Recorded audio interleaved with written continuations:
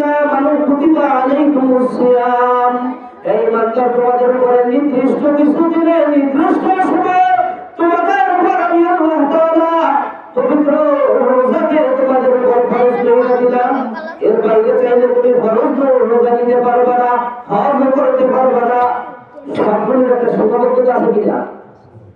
শুধুমাত্র একটা ইবাদত আছে, যে ইবাদতের ভিতরে আল্লাহ সীমাবদ্ধতা রাখে নাই, কোনো হাসর নাই।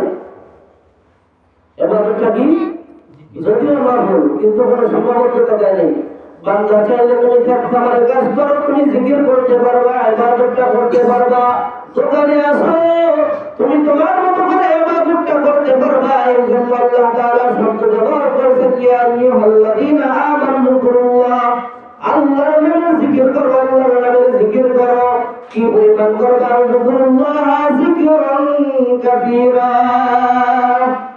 আল্লাহ তাআলা বলেন বেশি বেশি জিকির